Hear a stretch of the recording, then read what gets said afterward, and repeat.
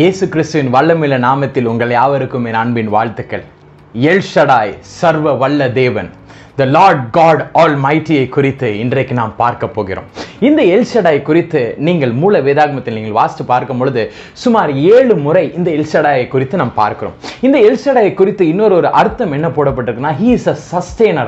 அவர் நம்மை நிலைநிறுத்த பண்ணுகிறவர் என்று பார்க்கிறோம். இன்னொரு டிரான்ஸ்லேஷன் இவ்வாறாக சொல்லுகிறது, He is the Lord who nourishes us. அவர் நமக்கு ஊட்டச்சத்து கொடுத்து நம்மை நரிஷ் பண்ணுகிற ஒரு கர்த்தராக இருக்கிறாராம். அவர் நமக்கு மேல ஒரு மைட்டி காடாக, ஒரு வல்லமையுள்ள கர்த்தாவாக அவர் இருந்து கொண்டிருக்கிறார் என்று பார்க்கிறோம். யாத்திராகமத்தின் புஸ்தகம் 15வது அதிகாரம் 6ஆம் வசனத்தில் இதை குறித்து நீங்கள் பார்க்கலாம். He is an almighty God என்று பார்க்கிறோம். என் அன்பு சகோதரனே சகோதரிகளே, நடந்த ஒரு சம்பவத்தை உங்களுக்கு நான் சொல்லட்டும். சோவியத் லீடர் லியோனிட் பிரெஸ்னெவ் என்ற ஒரு மனிதன் மரித்து போறாராம்.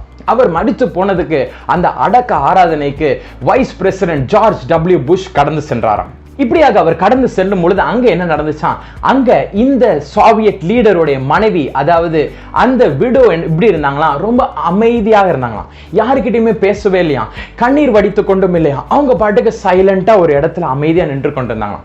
கடைசியில அவருடைய பாடியை எடுத்துட்டு அடக்கம் செய்வதற்காக கொண்டு போறதுக்கு அந்த ஜனங்க வரும் பொழுது, அதை தூக்கும் பொழுது என்ன செஞ்சாங்களாம், இவங்க மெதுவா முன்னாடி போனாங்களாம். அந்த மரித்து போன அந்த சடலத்தின் மீது அவர்கள் சிலுவை அடையாளத்தை வரைந்தார்களாம்.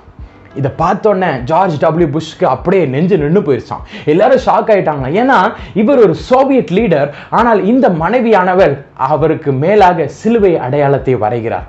என் அன்பு சகோதரனே, அந்த சகோதரிக்கு தெரிந்தது என்ன தெரியுமா, இதுக்கப்புறம் இந்த உலகத்துல எனக்குன்னு யாருமே கிடையாது, இதுக்கப்புறம் இந்த உலகத்துல there is nobody to sustain me, என்ன நிலைநிறுத்து வைப்பதற்கு, என்னை இந்த உலகத்தில் நிலையாக நின்று கொண்டு என்னை வைத்து வைப்பதற்கு there is nobody else in this world but this El Shaddai. இந்த El Shaddai ஆகிய இந்த கிறிஸ்துவை தவிர, இந்த கர்த்தாதி கர்த்தரை தவிர, இந்த லார்ட் காட் ஆல்மைட்டியை தவிர, இந்த வல்லமையுள்ள கர்த்தரை தவிர இந்த உலகத்தில் எனக்கென்று வேற யாருமே கிடையாதுன்னு சொல்லிட்டு அந்த மரித்து போன அந்த சடலத்திற்கு சிலுவை அடையாளத்தை வரைந்து வைத்து அனுப்பினார்களாம். என் அன்பு சகோதரனே, 1 கொரிந்தியர் புஸ்தகம் 10வது அதிகாரம் 4வது வசனத்தில் பார்க்கிறோம், அந்த கண்மலை கிறிஸ்துவே. இதற்குரிய இன்னொரு டிரான்ஸ்லேஷன் நீங்க பாத்தீங்கன்னா, இந்த எல் ஷடாய் என்ற வார்த்தைக்கு the god of mountain என்று பார்க்கிறோம். இந்த மவுண்டன் யார் தெரியுமா? that mountain is Christ. this lady stood on the rock Jesus. இயேசுவாகிய அந்த கண்மலையின் மீது அவர்கள் நாட்டப்பட்டிருந்தார்கள். அதனாலதான் அவர்களுடைய வாழ்க்கை அதற்கு பின்பதாக அசைக்கப்படாமல் இருக்கிற ஒரு வாழ்க்கையாக இருந்தது.